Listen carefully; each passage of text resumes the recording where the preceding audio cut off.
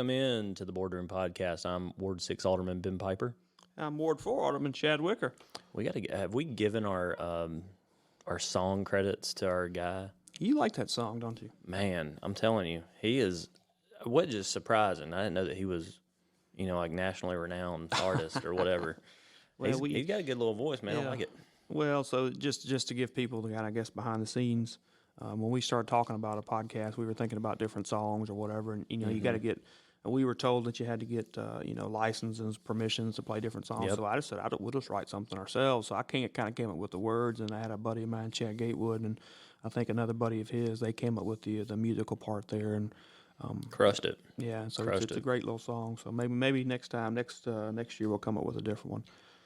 Cause I think everybody in Hernando's at some point waited on that dang train. So They have. When he releases his album, Waiting on a Train, it'll go. he's played. I think he played professionally there for a couple of years. His dad and brother, both good musicians. So he's from the Pentecostal background. So they get down to churches, I think. So Okay. Well, good. But anyway, what you been up to, Ben? Just blowing and going, man. I tell you what, I got my iced coffee here. I'm ready to roll. Yeah, you did. You went and did the coffee with the cop or whatever this morning, didn't you? Yes, sir. That's right. Some people got to work, man. You just come. We stopped in, talked with Chief Ellis a little bit about some of the things we're going to be talking about here on our show. But yeah, I had to stop and get my caffeine. When you got 3 kids now, you got to have some caffeine flowing in the morning time. It's that time of year. You got you got football, baseball, soccer going on. For me, I think soccer just ended. Me too. And Baseball season getting cranked up. Fall ball. We won our first game. What was that Monday night? We won our first game. Played 6 innings. Okay. And a 6U baseball game. So I had a lot of strikeouts, which is not good. You struck people out. The coach pitched. Yeah. That's not good. We played Josh Guerrero, his team, and I think they're called Haymakers, I believe. And we had a 7-6 classic, 6-inning full game. Lord of mercy. How long did that take? About 3 hours? No, because we struck so many people out. That's out in the time limit. About 20 minutes? In the time limit. So. Okay, gotcha. What's y'all's team? So they were the Haymakers. Who were y'all? We're the Red Sox. The Red Sox. The Red Sox is kind of my American League team. I'm a Braves fan. Then on the American League side, I've always been a Red Sox fan. And so somebody had already taken the Braves a couple years ago, so I've always been the Red Sox. So you're about half happy this year going into the playoffs. Yeah. You got the Braves. Kicking tail, and you got the Red Sox. Yeah, it's just a busy time of year. Birthday season, Grayson Wicker. Okay. He's going to turn 6 on Thursday. So happy birthday to him. And then my birthday, Ben, I turned 27 on October 8th. So 27 in like what calendar are you using? We graduated high school the same year, so dog you know how years. old I am. Dog years. 27 is a joke. You want to get into this meeting? Anything else you want to talk about? Yeah, let's jump into the meeting. So the Hernando Board of Alderman had their regularly first scheduled meeting of October just last night. And, this was a meeting that lasted just a little bit over an hour. But honestly, most of this was pretty quick. One thing I think we need to say, Chip Johnson, the mayor, had a loss, and I think his stepfather passed away last night. So he was not able to attend the meeting. So keep him in his family in your thoughts and prayers as they go. It's always difficult losing a family member. So it is. So definitely thoughts and prayers with their family right now in this time of grief. We sure hate that, But we so Alderman Miller, as the vice mayor, stepped in and ran the meeting. So we had we're a little shorthanded. I think Alderman Robinson. There was senior night for volleyball, so he was supporting his daughter at that. So we had 5 of us making decisions last night, which is certainly in accordance to state law. So we're good to go there. We did look at approving. People will see this, and if you're looking at the agenda, it says approval of letter of intent for bond. So what that is the city is considering issuing bonds for up to $8 million. Probably won't be that much to fund several projects within our Parks and Recreation Department.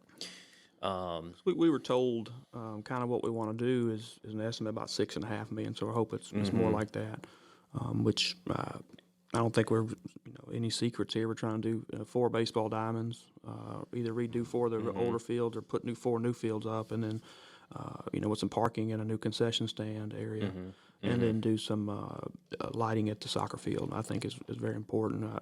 You and I both have kids that play soccer there, and we can't really have a proper schedule practice-wise and different things because there's no lights on some of the fields, and also the parking lot. There's no lights at all in the parking lot.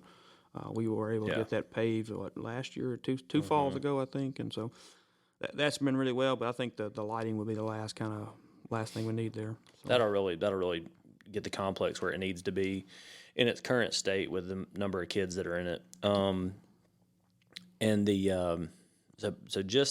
and that's another thing that's on the agenda is an RFQ for soccer field lighting. So that's a request for quote for soccer field lighting. There's been one company that's kind of done some legwork on it just to kind of give us a budgeted amount that we could somewhat depend on. And that they had said it was possibly about $750,000. So you're running conduit, you're running lights to another large pad of fields behind the concession stands, if you're familiar with the complex. So that's just one piece of it. The bulk of it is the baseball diamonds that Chad mentioned, potentially in Renaissance Park, and then a road, and then essentially building a road to get back to it. Yeah, and a parking lot there. So all that stuff costs a lot. Some additional parking. That's. It's going to be lighting for the field, the pad, all the concrete. It'll be nice. It's been needed for years. We tried a different approach last year. The voters decided not to do it, so we have trying a different approach to make some improvements there. Yeah, I mean, the voters wanted the city officials to work within the budget that we have, and so that's what we're doing now. And all that really means is it just takes longer to accomplish the goals. But this is all within the master plan. My buddy ever pay for the porta potty? Not that I'm aware of. Oh, okay. It's possible, and I haven't checked in on it, honestly, so I don't know. It could be, the check could have come in, I don't know. But what I do know is that we're still following the master plan that was designed. Right. It's just going to take longer time to get there. Just kind of piecemeal it. We obviously we'd like to hit it all at one time, and it's going to be cheaper. It would be cheaper to do it that way. However, we just don't have the revenue or the bonding capacity to take that much out at one time. So we're going to do it, $6-7 million. And this is going to be, I think, if people are familiar with a municipal bond, this is probably going to be a 20-year bond. So this is something we'll be paying on for the next 20 years. Could be a 15. It just depends. It depends on the. I think, and I should have asked this what last the rate night, comes but back up. I think the municipal bond market is doing very well right now because the stock market is down. Typically, people invest in bonds when the stock market is not doing as well. Well, it's a very safe investment, right? Well, when interest rates go up, municipal bonds are a little more attractive. Right. It's a guarantee. It's not it's not as volatile. So if you're nearing retirement or you're in retirement, it's a good place to put your money so it's safe, right? That's right. I'm not advocating for you to go get them or anything like that. I'm not a financial advisor or anything like that. That's just a reality. It's just a safer deal to put it in cash and put it in bonds. But we additionally we had some other RFQs we had on here just for engineering services, looking at the Green Tea Sewer project. So people may be aware when the city did an annexation in 2007, 2008, the Green Tea area near the Hernando Golf and Racquet Club was included in that. All those folks are still on septic. So this is a effort to get Green Tea Sewer connected and done. Pickering Engineering will be doing the design on that and getting that thing moved forward. And also it's not, we have also our federal ARPA projects, American Recovery Plan Act list of water and sewer projects that are going to be moving forward, putting out an RFQ for those engineering services as well as one big bulk. That's probably 6 or 7 projects within that. Yeah, I think the thought process is to have that already done so that the engineer can just move forward with the project, instead of having to come back to the board every time and ask for permission to put out a request for quotes. And there's several big projects there that need to be done. I know one of them is smoking the downtown area, looking for leaks, infiltration leaks, and then. And a lot of this stuff, and the reason why we talk about a lot of this stuff is because people don't see it. Stuff that goes on underground. There may be people that have been waiting for sewer for a long time that'll be happy to hear this. Right, yeah. You know, but a lot of times it doesn't affect all of Hernando. So there's money being spent. Your tax dollars are at work, but you're not really seeing them. So that's why we're wanting to spend a little time talking about it. Another thing, talking about, again, water sewer related stuff, we talked about the possibility of allowing an adjustment for water bills from sewer fees when you're filling up your swimming pool. That was one thing I think Alderman Ross brought that up. I've had some constituents. You know, I didn't really say anything last night because I wasn't trying to learn a little more about the issue. But so my understanding is when someone fills their pool up, they are charged accrue fees based on the amount of water they use. Is that right? Mm-hmm. And then when they take that water and dump their pool, either in the sewer or in the yard or whatever, they are not. The city's not charged to accrue on that. Is that right? Yeah, I think that's correct. But I think last night. See, that's what I think. Last night it was stated that that the city is then charged to accrue a fee on what they use on the back end. Yeah, or on the front end, and then when it's drained, I guess the customer's charged on the back end. Yeah. Well, no, when the customer's charged when they fill it up because it's based off their meter. Okay. And I've had several people, and one lady reached out to me recently, and to me it seems like it's not giving them a credit. It's just they're paying for something they're not getting. You know, mm-hmm. And so I want to talk to Lee a little more, get a little more insight on that. A lot of other cities do that. You know, we just recently raised our rates a little bit on garbage and things. So we got to mention too. I know we mentioned Alderman Robinson being at senior night for volleyball. Volleyball won 3-0. So we got to make sure we give a shout out to the Lady Tiger. That's right. Volleyball team. I think they're headed to the playoffs. Playoff bound. I know that's outside of this agenda, but we got to throw that in there. Yeah, that's great. I'm a big Hernando. I'm a Hernando grad, Ben. Okay. I know. Big timer. Hall of Fame. But yeah, I think I think our city attorney is going to be looking closer at the swimming pool issue. I think some of the board members are saying, look, the swimming pool is a luxury item. That's right, and I understand that. And you're not talking about a whole lot of money. I think Lee said that, 40,000 gallons is the average pool. It's about $200 a year or something like that. So it's not a whole lot of money, but to somebody on a fixed income, things like that, that is a whole lot of money. So, yeah, I think you just have to be really careful when you do these because let's say it's $200 and then you got 1,000 pools, 200,000. That's pretty much what went in contingency this year for the sewer budget. So you certainly don't want to you don't want to give away too much because ultimately we have bills that have to be paid and employees that have to be paid. So it does add up for sure, and you want to try to give people a break if you possibly can. And other cities do it. I think if we looked at it from a standpoint of doing it every however many. Once a year, once every 3 years, whatever it might be. What city? Horn Lake or somebody caps theirs so you don't get charged more than whatever 50 gallons or whatever. That may be the way to do it. So anyway, but that's something we're talking about. We're always looking to improve and work on things. We also had a discussion about making Hall Road a no truck zone. So Hall Road runs right beside, I guess, Wayne's. Wayne's is what it was called. That's probably what you referred to it as. Yeah. All the Hernando folks that have lived here for a while on Nesbitt Road, or on Pleasant Hill Road rather. So trucks coming in and out of there have been chewing up the road a little bit, and so looking at potentially making that a no truck road or no truck zone, unless somebody's making a delivery there or something like that. That road's been torn up 4 or 5 times. So we're trying to get that resolved one way or another. So we're talking to public safety to figure that out. And then we had discussion and adoption of the employee handbook. Want to talk about that? Yeah, that's something that I think goes even back when I think Mayor Ferguson has started working on that. I know that's been something that's been floating around for a while. It was in dire need, and so Julie Gates, I think our human resources director there, has been working it hard. We had a outside attorney, Todd Butler. Who represents us on some things, look at it and work on it, and I think he's been working on it for a while and double checking if anybody in the human resources world knows, you have to be very careful about how those things are worded and how the disciplinary forms are done and orientation and all those different things. But I think we finally got a good. One thing that I was excited to finally see is the social media policy. That's something that we needed.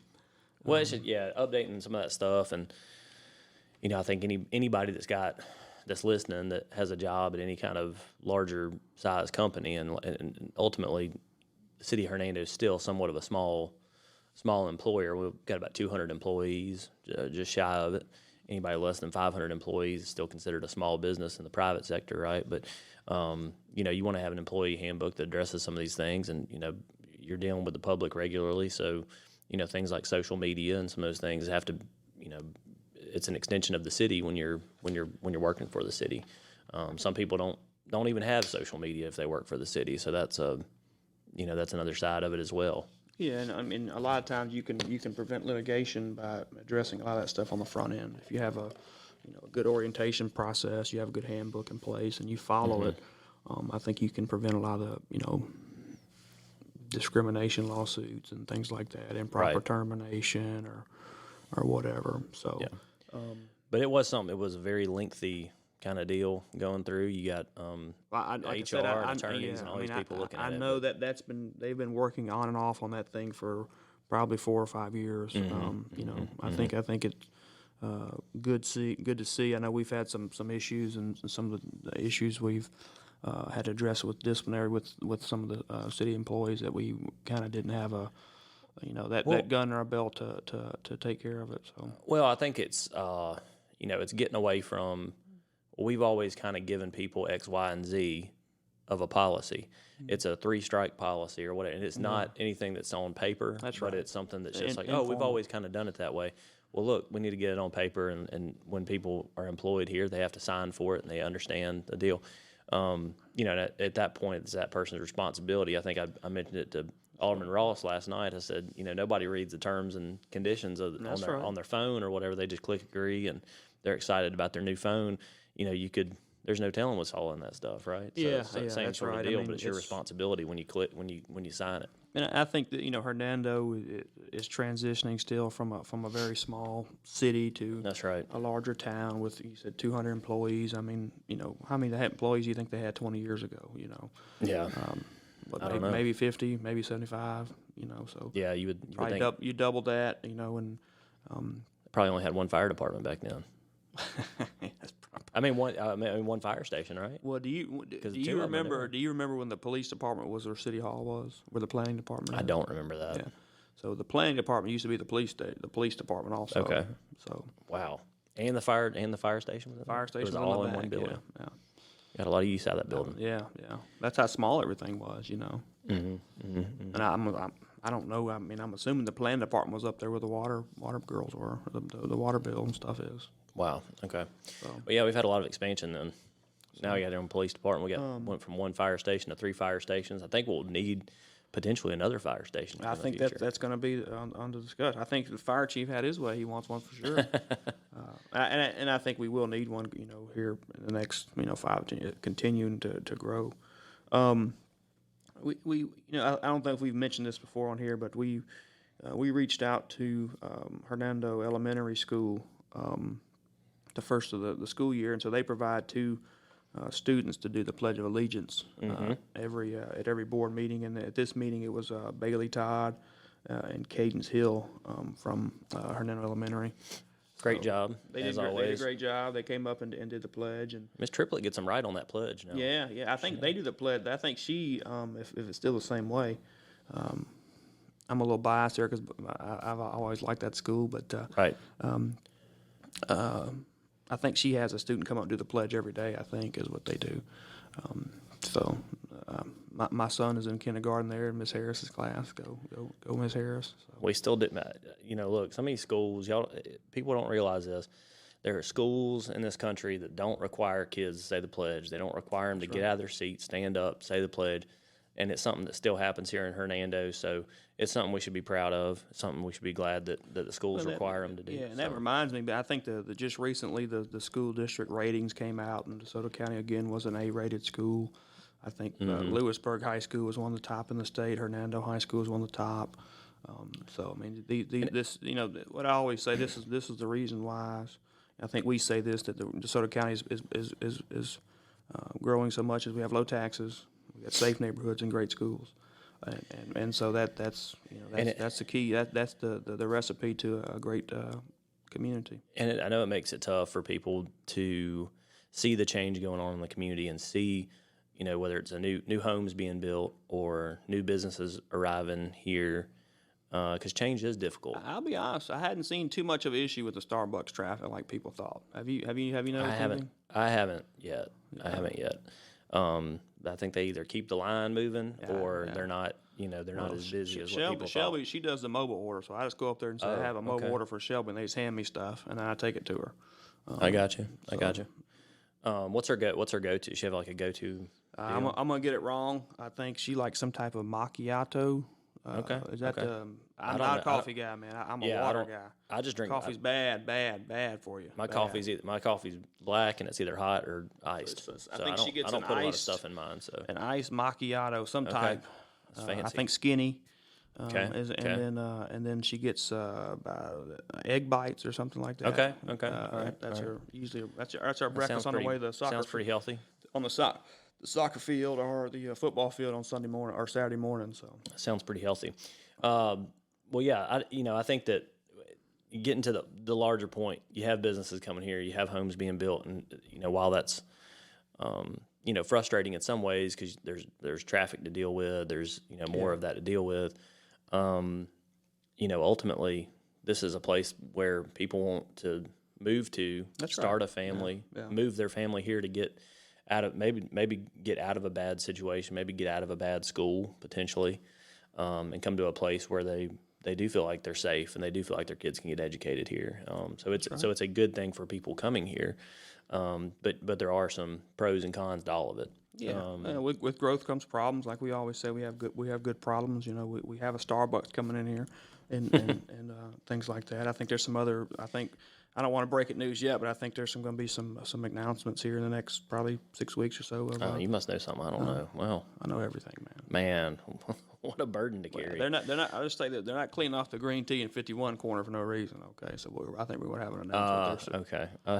Okay, I've heard some rumblings about that. I think we're having an official deal here pretty soon. So, well, good to know. We'll be on the lookout for that too as well. We haven't talked about guest speaker. Do we have a guest speaker this week?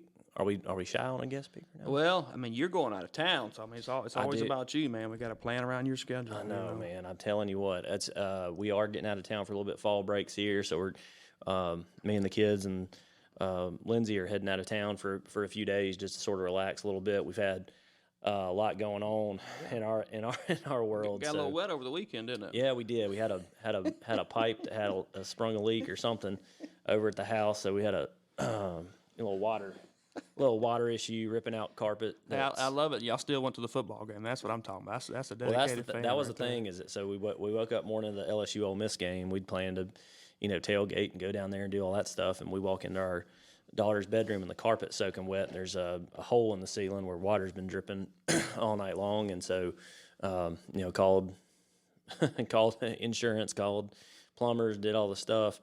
And my wife was like, "We're still going to the game?" And I was like, "Yeah, we're still going to the game."